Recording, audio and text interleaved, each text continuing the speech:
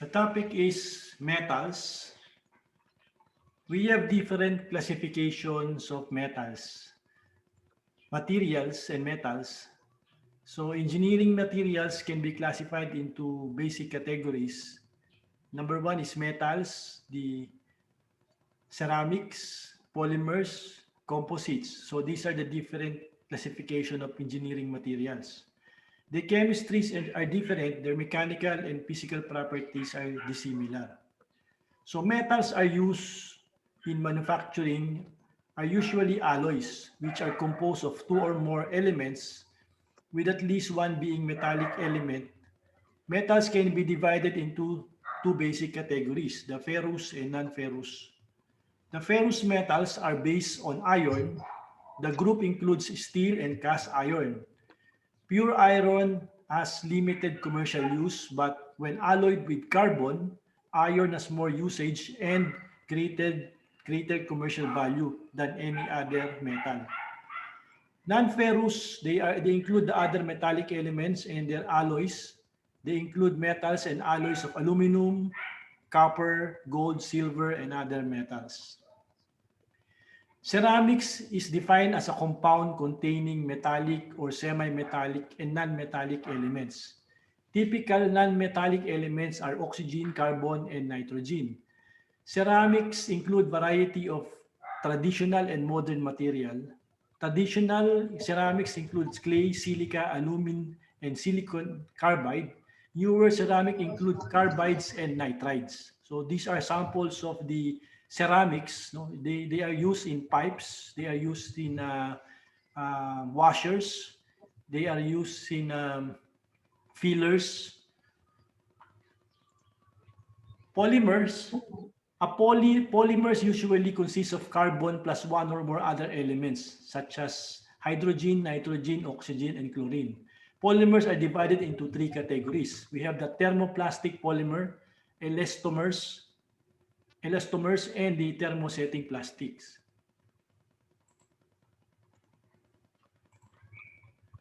Thermoplastic polymers or thermosoftening plastic is a plastic polymer material that becomes pliable or moldable at a certain elevated temperature and solidifies upon cooling. Samples of thermoplastics are the nylon or the polyamide, mechanical and automotive parts, including packaging, cupboard, hinges, heat-resistant composite manufacture. We have the polyethylene, which are used for mineral water bottles, milk bottles, movable machine parts, bullet-resistant vest, acrylics, that is for battery covers, lightweight glass alternative, vehicle tail light covers, eye lenses, bone, cement, or medicine. Polypropylene are used in toys, sanitary tissues, heat-proof medical equipment, rope, string, laboratory equipment, detergent-proof food containers, automobile components, and folders. Polyvinyl chloride is used in cabinets, fume hoods, tanks, electrical insulation, toys, pipes, fittings, flooring, medical devices. Teflon, flange spacers, gaskets, non-stick cookware, machine parts, gears, wire lubricants, and for sliding doors. Those are the thermoplastics.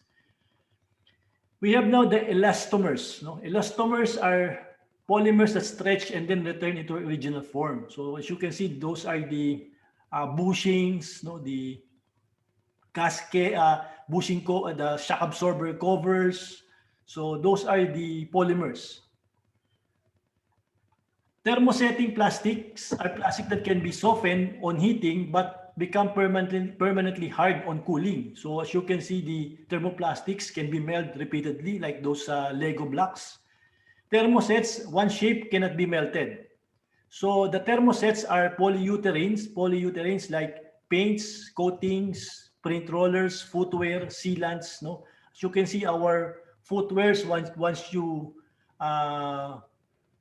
burn it, no, it decomposes. No, epoxy resins, melamine formaldehyde like adhesives, laminates, urea formaldehyde like plywood foam, electrical items, doorknobs, toilet items, adhesives, polyester resin, which are casting material, And bakelite, precision-made parts for vehicle disc brakes, cylinders, knobs, plastic wares, electric products, and insulation, plugs and socket, automotive parts, light bulb supports, and kitchen hardwares. So these are the different thermosets or the thermosetting plastics. The composites are material that are multi-phase material obtained by artificial combination of different materials to attain properties that includes components that cannot attain. Example is lightweight brake disc obtained by embedding silicon carbide particle in all alloy matrix. No? As you can see, that those are the carbon fibers. So those are composite materials. So density is an important consideration in relation to product weight and size. For portability, have high density. This means that the weight per unit volume is high, as you can see in the dumbbells or the weights. No, even though it's very small, but the relative weight is very high compared to the size of the object. Electrical resistivity. This is another characteristic of metal. We have the electrical resistivity is an important consideration in selecting particular materials as conductors or insulators for particular design contexts. So metal has a characteristic of electrical resistivity. Thermal conductivity is an important consideration for objects which will be heated, which must conduct heat or which must insulate against heat. So as you can see in the figures, no, the metals has thermal conductivity, but at a certain point it's heated, but it turns into a conduction of heat. Thermal expansion. It is the tendency of matter to change its shape, area, volume, and density in response to change in temperature, usually not including phase transition. As you can see in the figure, no, the metal is expanded into thin shapes, no, or thin foils, no, for specific uses. So hardness is an important consideration where resistance to penetration or scratching is required. No? So metal has also characteristic of hardness. As you can see, they use it for gears, drill bits, no? For hammer, for fans of motors. Ductile, a material which can undergo considerable deformation without rupture, is called ductile material. A material can be stretched, drawn, or hammered without breaking. But as all other materials, there is what you call a tolerance. No, when you reach the tolerance level, it will break. No, but there is some of the characteristic of metal that is very ductile. No, so the tolerance for breaking is very high.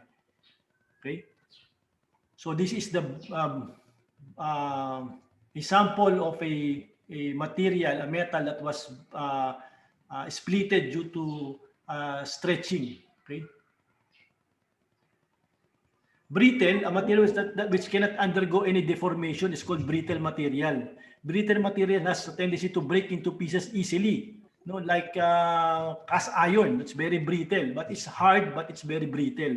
No, so when it has a low tensile strength, but it is very hard. No, so another mechanical properties is stiffness, the ability of a product to withstand bending. No, so this is another property of metal. No, stiffness.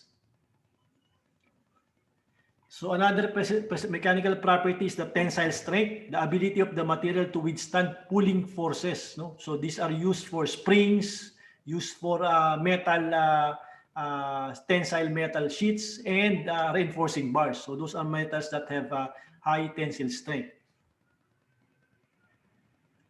Another mechanical property of a metal, which is what you call the ductility, the ability of the material to be drawn or extruded into a wire or other extended shape. No? So this is the ductility of the metal. The toughness, the ability of the material to resist or the propagation of cracks. No? So another property of the metal is for using for constant load. No? And this type of metal has this characteristic of toughness. So another one is the sonorous. This means that they produce a ringing sound when hit. This property allows it to be used for making bells or instrument, no? Music instrument. So metals, there are hundreds of metals which are used in engineering. All the metals are extracted from quarries in the form of ores. They are made pure by some special methods in the industries. There are classification of metals. Metals are classified into two main groups depending upon the presence of the iron content. So we have the ferrous metal, as explained before.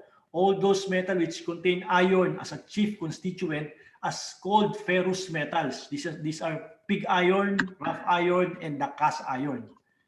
So the higher the carbon content, the harder the metal. Okay. So as you can see, these are the cast iron, okay, used for engine blocks, no, drainage covers.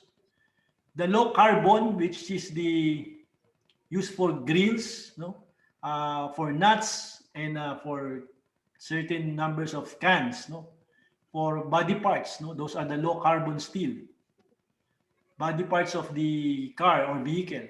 The medium carbon steel are used for the because of this is a medium what you call this medium carbon content, no, can be used for making nails, used for the equipments or tools, and they can use for making cables. High carbon steel, no, now these are used for cutting tools, no, for saw and chisel, or for punching. This is a punching tool. So we also have the ferrous metal, which is a stainless steel.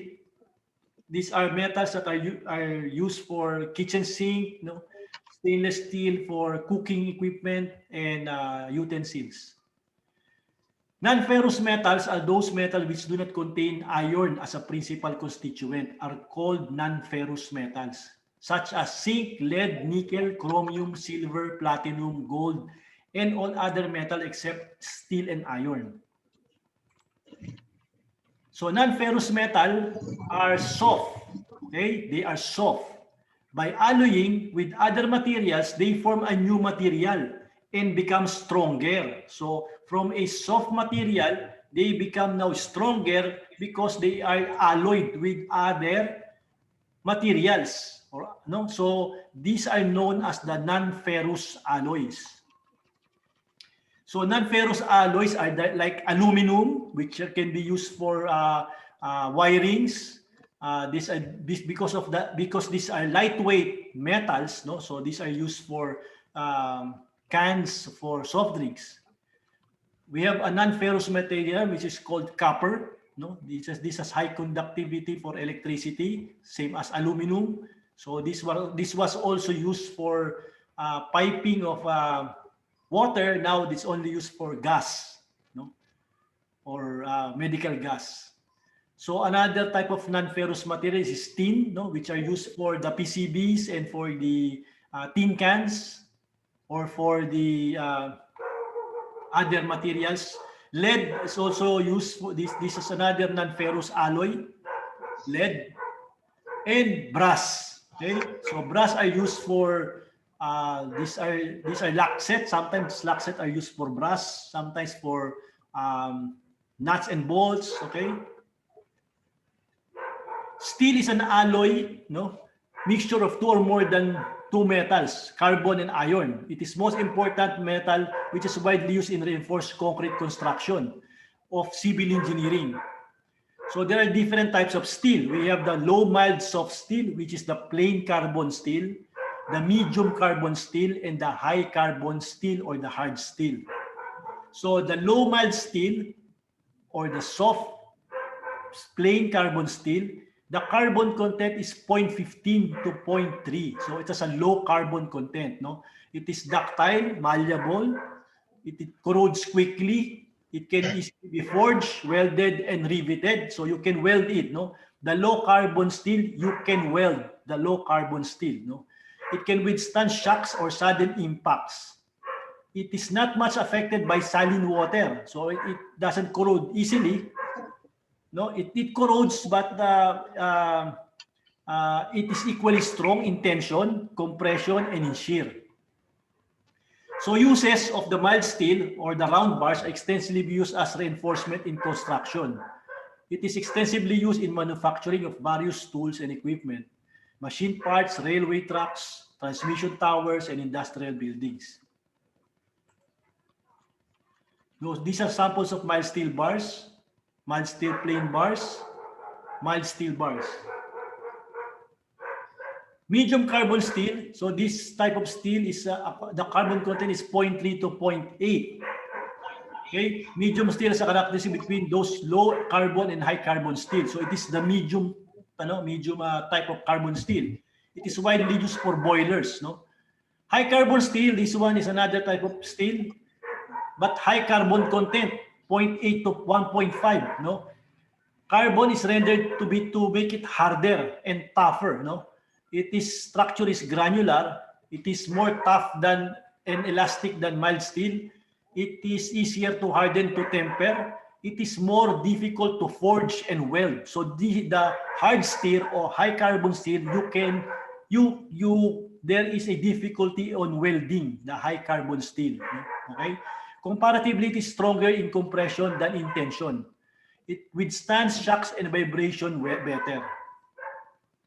So uses of high carbon steel, it is used for pre-stressed concrete, making tools such as drills, chisels, fine types of cutlery. It is also usually used for manufacturing knives, razors. It is used for manufacturing parts of the machineries. Okay. Now, reinforced concrete steel bars. So these reinforced concrete steel bars is strong in compression, but is very weak in tension and shear. As mild steel bars are strong in tension, therefore mild steel bars or high carbon steel bars are embedded as reinforcement in concrete to make good in the deficiency of the plain concrete. Therefore, round, flat, or square bars too can be used for that purpose. Welded wire mesh and expanded metal too are used as reinforcement in the cement concrete. Commonly deformed bars or twisted bars are used in cement, concrete. Therefore, reinforced concrete bars sections will carry compression as well as tension safely without failure. In this section, compression will be taken by the concrete and tension will be taken by the steel. So that the purpose, basically the main purpose of the steel in reinforced concrete structure is for the tension. Okay. Non-ferrous metal, we have aluminum, as I've explained earlier. It is commonly used as non-ferrous metal. No, it is color is silvery white. No, it's a ductile material. It is very light in weight. It's very good conductor of electricity. It is used for making doors, window frames. No, used for roofing, piping.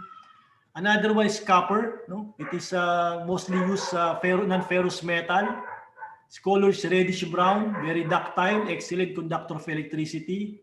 It turns green when it's exposed to sunlight. It stands corrosion. It is soft, highly flexible. It's very soft. No, the copper wire. It is used for winding electric motors, generators, transmissions of electricity. Its sheets are used for damp proofing in buildings. Lead, no, it is widely used in building construction and has drawback in being poisonous. So they discontinued the use of majority of the lead. No, it is a bluish gray material. It can be cut with a knife. It is very ductile. It does not corrode. No, it was used as a base for making paint. No, tin is the most used protective metal used in a construction activity. So this is now the most commonly used material, the tin. No. It is lustrous silvery and white metal. It is very high ductile, good conductors of heat and electricity. It is used to give protective coatings to iron and steel sheets. Zinc is the commonly used in buildings, construction either as a base for paints or protective coverings for metals. It is bluish-white crystalline metal. It's brittle or ordinary temperature. It is ductile between 100 to 150 degrees centigrade. It is a good conductor of heat and electricity. It resists corrosion. The uses for zinc is the galvanizing of iron sheets and pipes. No, it is also used for batteries and printing blocks. It is used for preparing paints. No, so this is the alternative material in preparing paints in replacement of iron of lead. Non-ferrous alloys, we have the brass. No, it's very strong, ductile alloy, resists of corrosion. The bronze, no, it is resist corrosion. It takes fine polish. Corrosion is a method of corrosion control. We have the corrosion is a conversion of metal into various compounds by natural means of agencies as described as corrosion. Corrosion of ferrous metal appears in the form of rusting, as you can see in the pictures. So one is formation of oxides, as in cast iron, reaction with oxygen, carbon dioxide, and water, and results formation of bicarbonates, which in turn alters into bicarbonate and finally changes to hydrogen hydrate oxide, which is the rust. Okay, so protection against corrosion, we have what you call electroplating, galvanizing, tin plating, metal spraying, and painting. I will explain some of this electroplating. So this is a method involves the use of electric current to give coating of chromium or nickel, which is highly resistant to corrosion. So they bath the metal into cyanides. No, so this is very poisonous. This procedure is very poisonous. So another material such as carbonates and phosphates may be added to increase conductivity. Another is glazing. So this is the commonly used for our metal sheets for roofing, the glazing. No, this is the glazing process. They clean first the metal, they rinse it, then they clean it again by pickling bath, then fluxing, and then they dry it out. Then they dip into molten zinc bath, and then they inspect it for quality control. So another is tin plating. So this is similar to the galvanizing process. The iron products are thoroughly cleaned and washed, then dip into hot molten tin, which give protection against corrosion. So this is what you call the stainless steel method, right? Okay. Okay, so that ends our lecture. So I will just look at the blackboard. No? Sandali lang for a while.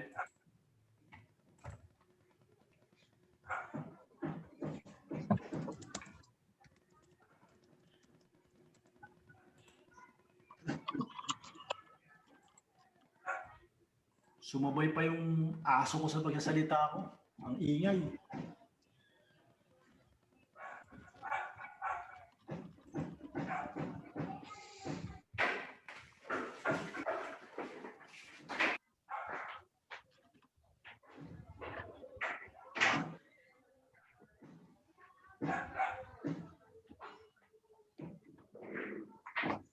May question ba kayo doon sa ano natin? May question kayo? Ano ba yung question?